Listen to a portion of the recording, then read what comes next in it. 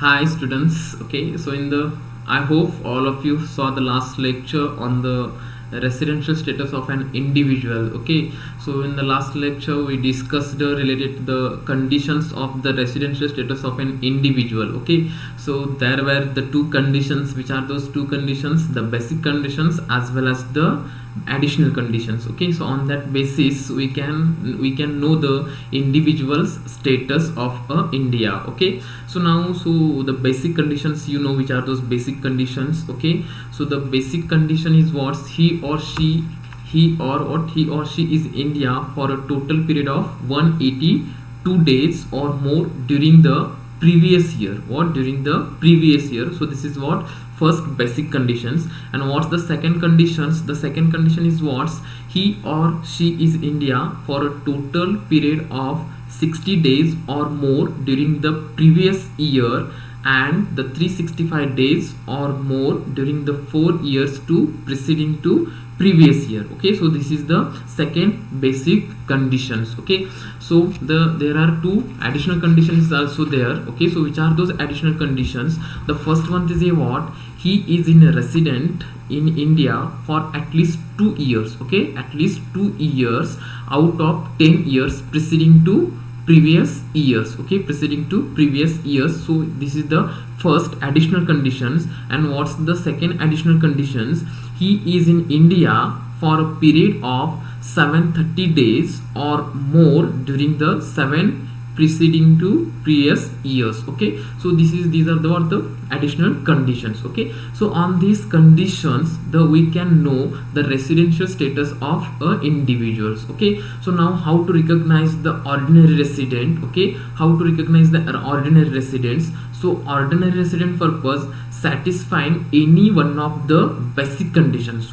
Any one of the basic conditions plus satisfying both the additional conditions. Okay, for satisfying both the additional conditions for the ordinary resident. Okay, and what for the not ordinary resident? Okay, what for the not ordinary residents? Satisfying any one of the any one of the two basic conditions. Okay, so satisfying any one of the basic conditions plus does not satisfying any additional conditions. Okay, does not satisfying any additional conditions. Okay, so now what about the non-resident? Okay, what about the non-resident? So for the non-resident does not satisfy any one of the basic conditions. Okay, does not satisfy any one of the basic conditions, is nothing but what? It's a non-residence. Okay, so with the help of these informations we will solve the problems related to the residential status of an individual. Okay, so now see, this is the first problem. So just see, X left India for the first time on May 20, 2014. Okay, so during the financial year 2016-17 he comes to India once on May 27 for a period of 53 days.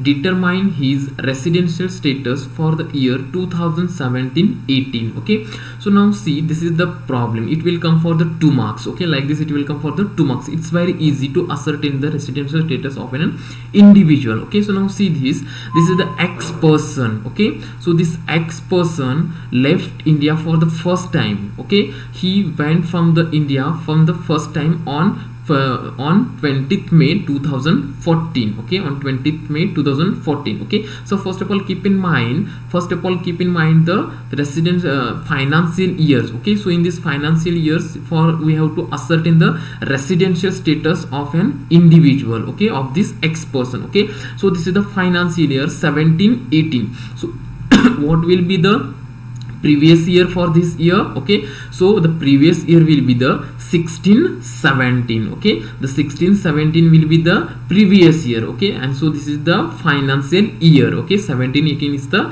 financial year. Okay, so now see, during the financial year 16-17, okay, during the financial year 16-17 he comes to India once on May 27 for a period of 53 days. Okay, so it means what? He came in India on 27th May, okay, 27th May 2016, okay, and for how many days? For only 53 days, okay, only for the 53 days, okay. So now see, determine his resident status for the year 2017-18, okay. So this is the financial year, and what's the previous year? 2016-17, okay. So what's the conditions? What are the basic conditions? The basic condition is first which one? So he or she is in India for 182 days or more during the previous year, okay. So but in this problem, this X person only came in India for how many days? Only 53 days, okay.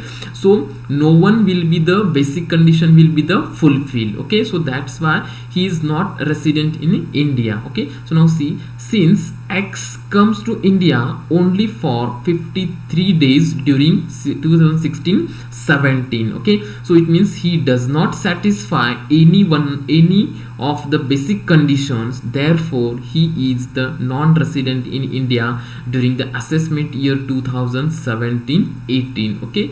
So it means what's in this problems, this X person is not satisfying any one of the basic conditions, that's why he is a non-resident in India, okay. So like this we have to solve the problems related to the residential status, okay. It will come for the 2 marks like this, okay. So I hope you will understand, okay. So now see the second problem, okay. The second problem is what? X is a person. X comes to India for the first time on April 16, 2014, okay. The first time he came in India on 16th April 2014. During his stay in India up to October 5th 2016, okay. For October 5th 2016, he stays at Delhi up to April 10 2016, and thereafter remains in Chennai till his departure from India. Determine his residential status for the year 2017-18, okay. So now see, this is the financial year, okay. This is the financial year, okay. And so what will be the previous year of this financial year? 2016 and 17. What? 2016 and 17 is the previous year, okay. So it means what's in that previous year? So this X person should be live 182 days or more, or 60 days or more, or the 365 days or more during the previous 4 preceding to previous year, okay. So these 2 basic conditions should be fulfilled, okay. So now we will see. So this X comes to India for the first time on April 16, 2014, okay. So he came in India 16th April 2014. During his stay in India up to 5th October 2016, okay. So it means what? He stayed in India up to 5th October, okay. He stays at Delhi up to April 10 2016, okay. So only Delhi is mentioned, already he is in India, but only for the confusing purpose he mentioned Delhi up to April 16 2016, and thereafter remains in Chennai till his departure from India, okay. So it means what?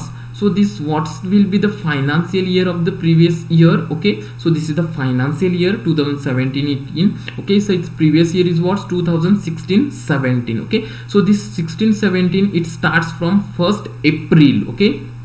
It starts from 1st April, okay. And so this persons came into India on April 2014, okay. 16 April 2014. It means what? He was staying in India only, okay. So now calculate the days. So this financial started from 1st April. It means what? He were in India 30 in the month of April also, as well as May also, June also, July also, August also, September also, and up to 5th October. It means what?